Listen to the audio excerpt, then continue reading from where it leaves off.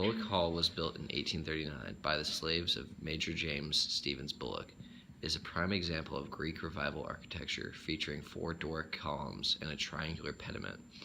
The pre-Civil War home contained 5 bedrooms which housed the Bullock family until they fled during Sherman's March to the Sea in 1864.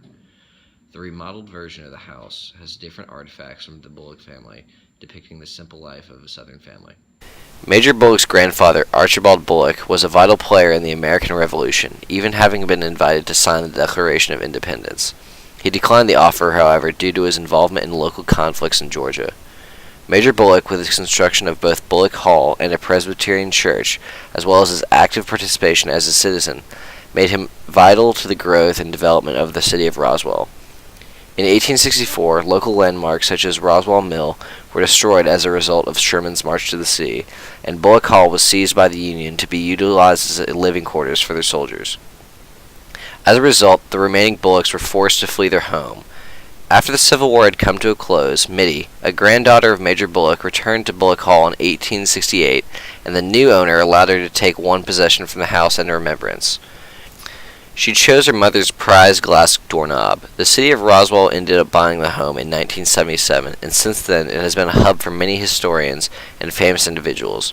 One of those individuals was Margaret Mitchell, who is believed to have used the home as a source of inspiration for the plantation of one of her characters in the novel film, Gone with the Wind.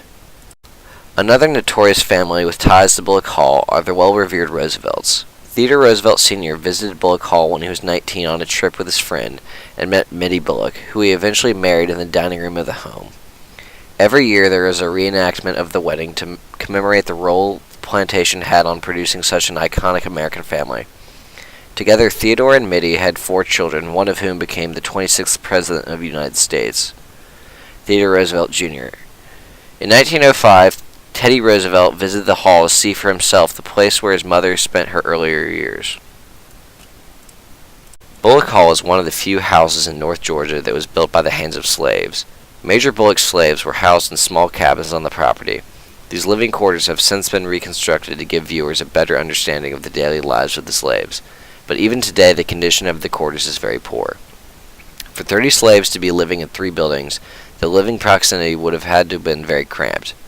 In addition, one of the slave cabins was split in half to function as a stable as well as a living quarters for the slaves. The main duties of the slaves included household chores, tending to the grounds, and watching over the children.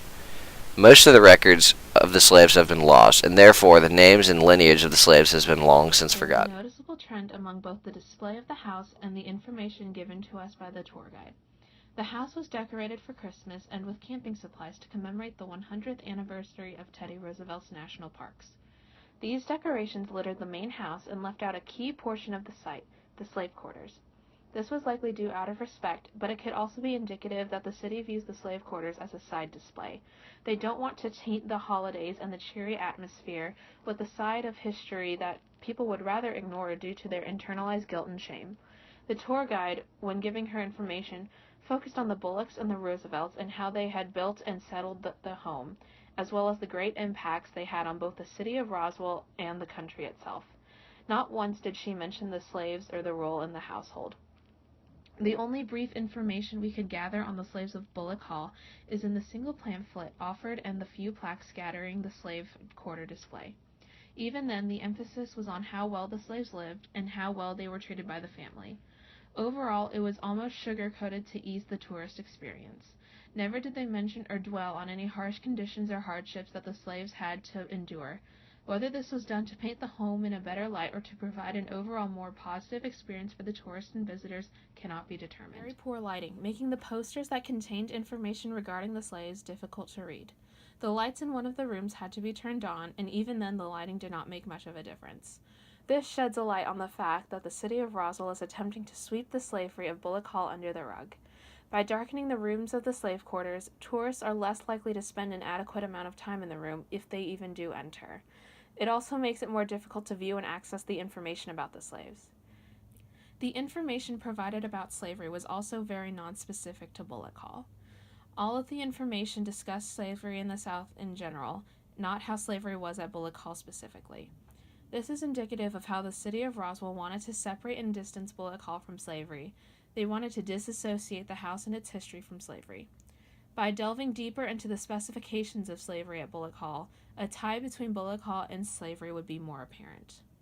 After analyzing the tour and how it was set up, not only in Bullock Hall but also in numerous plantations across America, it can be more easily understood why we found the information we did. For example, we found excruciating details about the Bullock family themselves, websites going at even as in Bullock Hall but also in numerous plantations across America. It can more easily be understood why we found the information we did. For example, we found excruciating details about the Bullock family, sources even going as far as mentioning the exact object Mitty claimed when returning to the home post-Civil War. Even the Roosevelts, who had a relatively small connection to the home, are emphasized in resource articles simply because of their popularity. The fact that they're very well known plays up the importance of Bullock Hall. Much like the structure of this video, both primary and secondary sources that were found introduce and focus on the house's family history and the members' impact on society, rather than the story beneath the surface of it all. The history of the Bullock slaves whose lives are buried and swept under the rug.